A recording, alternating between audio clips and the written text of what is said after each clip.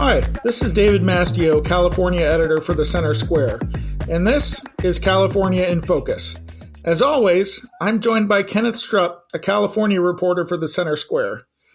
Today we're talking about a proposal to require an annual tax and registration of all guns in California in private hands. Tell me about the proposal, Kenneth.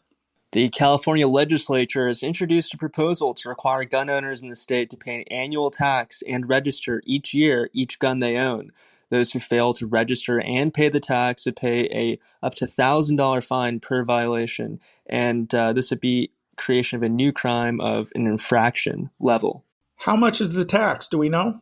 We don't know. The legislation currently on the record would authorize the creation of a fee to be paid each year for the administration of the registration service that would have to be refiled every year. We don't know how much that fee could be. It could be quite a lot of money. If we're looking at background check costs, it could be a couple $100 a year. But we don't know. We don't know. How will registration work? Who would keep the records?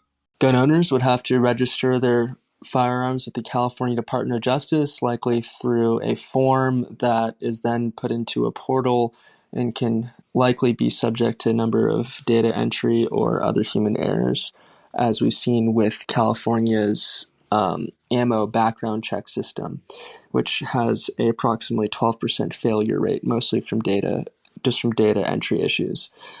The real problem here, though, is most of this data would probably become public in some way or another. Under AB 173, a bill passed a few years ago, gun violence researchers or anybody who's from a, quote, bona fide research institution, aka a student maybe undertaking a project on gun violence, could have access to all the personal identifying data of California's gun owners as they are now, the people who are licensed and in the system. There's also an earlier breach of data that people should be concerned of when the California Department of Justice accidentally left an open and public website with every single concealed carry permit holder and applicant's personal information listed. How will gun owners react to this new registration database and tax? I can imagine that there's going to be a number of lawsuits against this bill. We saw there was a Supreme Court case from about 100 years ago when I believe city or a state decided to put a tax on the special type of paper and ink used by newspapers to reduce newspaper circulation and use. One can easily see how you would have a similar argument made where, with the previous case I just mentioned, the Supreme Court found that this is a violation of the First Amendment, whereby limiting the access to materials to print the news was chilling the ability of the speech. It is likely that there would be a court case from gun owners saying that this would have a chilling effect on Second Amendment use, given, of course, the state's history of disclosure of information on gun owners and attempts to severely regulate guns more and more. What will be done with the registration database other than give it to researchers? The first recipient and designed recipient of this data was the UC Davis Gun Violence Prevention Center, which largely works with the state legislature to craft new gun control policies. So it's mostly progressive-leaning professors and academics using this data to figure out new ways to justify new kinds of gun control. Do you know of any other states that have a statewide annual tax on gun ownership? As is often the case, this is a first-in-the-nation attempt at doing so. Do we know what the chances are that this will pass the legislature? Given the governor's emphasis on reducing gun violence through passing his national constitutional amendment to raise the age to purchase firearms, require universal background checks, ban all weapons with the aesthetic characteristics that classify them as, quote, assault weapons, it does seem like the California Democrats are ready to pass this. And likely other states would follow suit if it passes muster in California. One question I forgot to ask is how many other cases are already working their way through the court system in California?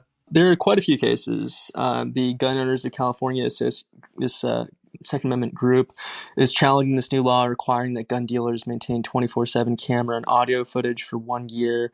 They say the move violates constitutional rights by requiring extensive video and audio surveillance in gun shops, shows, and in the case of people who are federal firearm licensees who sell from their home, surveillance within their home. There's another ruling that is being appealed by other California gun owners on the sharing of personal data on gun owners with researchers, saying that that has a chilling potential on gun ownership and creates a number of issues for citizens' privacy. The other is the state's ban on standard capacity magazines holding more than 10 bullets was overturned at a district level court. The next level up, the circuit level court, the Ninth Circuit, declined to maintain the injunction that was granted by the district court, but people were able to buy these standard capacity magazines for 1 week in something called Freedom Week. That case is now working its way through the Ninth Circuit.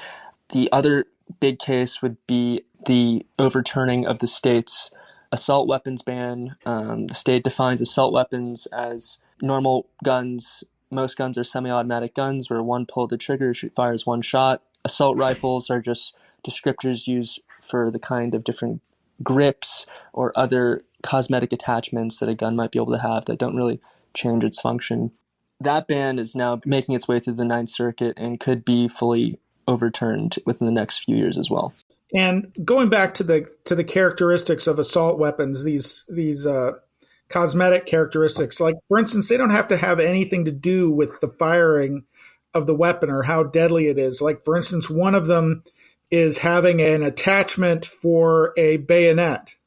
Is that right? Right. And that doesn't make the gun any deadlier. No, I mean all modern firearms that you can buy in America today essentially are you pull the trigger once, one bullet comes out.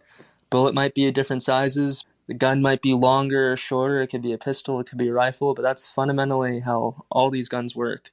And whether or not you can put a foregrip on it, I'm pretty sure those are banned.